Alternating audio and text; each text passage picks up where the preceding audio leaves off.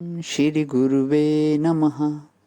नित्यं शुद्धं निराभासं निराकारं निरञ्जनं नित्यबोधं चिदानन्दं गुरुं ब्रह्म नमाम्यहम्।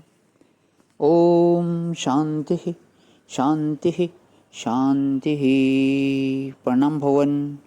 मांडुक्य कारिका प्रवचन व तथ्य प्रकरण से स्वामी श्री अखंडानंद सरस्वती जी महाराज का दिव्य ग्रंथ, जिसमें भगवान अध्याय है सृष्टि का मूल तत्व, विभिन्न मत, और मंत्र जो है 20-21 चल रहा है हमारा।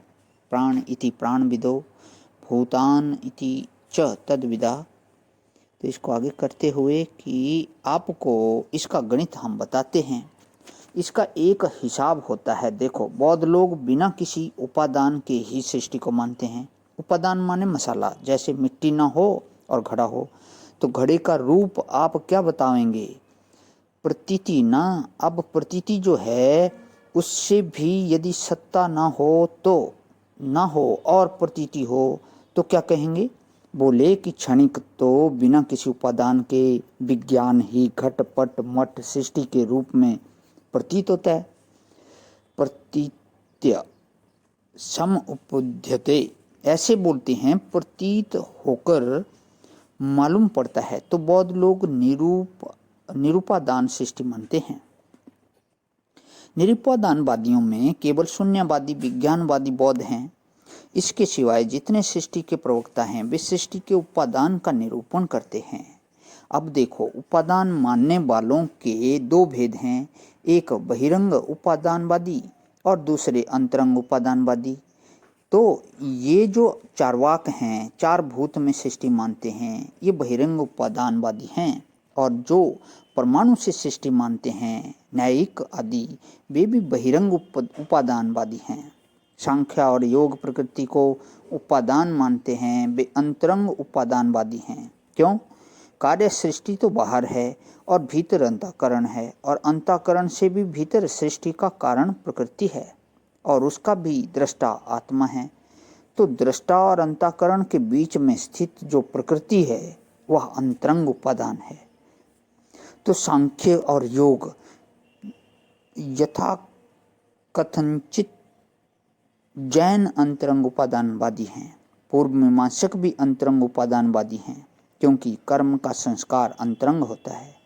अच्छा, ईश्वरवादी जितने हैं वे सब भी अंतरंग उपादानवादी हैं, क्योंकि वे आत्मा और जगत के बीच में ईश्वर को नियंता के रूप में मानते हैं, अथवा आत्मा का भी नियंता ईश्वर को मानते हैं। अतः आत्मा से भी अंतरंग मानते हैं। विज्ञानवाद भी अंतरंग उपादानवादी है, और वेदांतियों का दृष्टि सृष्टिवाद भी अंतरंग उपादानवादी है। मुसलमान एवं ईसाइयों का भी ईश्वर प्रधान होने से अंतरंग उपादानवादी है। अब देखो, वेदांतियों की एक बड़ी विलक्षण बात है, ये वस्तु को अनिर्वचनीय सत्य मानकर निरूपादानवाद, बहिरंग उपादानवाद, अंतरंग उपादानवाद सबको कल्पित मानते हैं। यह कहते हैं कि सृष्टि के मूल को खोजने का तरीका यह नहीं है कि अनादि काल में सृष्टि कैसे होगी, क्योंकि हमारी जो बुद्धि है यह काल के आदि और अंत का साक्षात्कार नहीं कर सकती। इसलिए सृष्टि समझने का तरीका यह है कि इस समय सृष्टि हमको कैसे मालूम पड़ती है, इस बात को समझो जरा।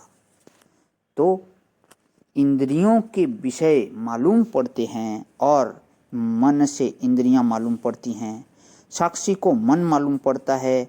तो असल में सृष्टि की प्रक्रिया जो है वह अध्यारोपवाद न्याय से ही जानी जा सकती है, और उसके लिए कोई पद्धति नहीं है। अध्यारोपवादाभ्याम निष्प्रपंचम प्रपंचते इति संप्रदाय विदाम वचनम। श्री शंकराचार्य भगवान कहते हैं कि हमारे संप्रदाय के जो जानकार हैं उनका यह वचन है।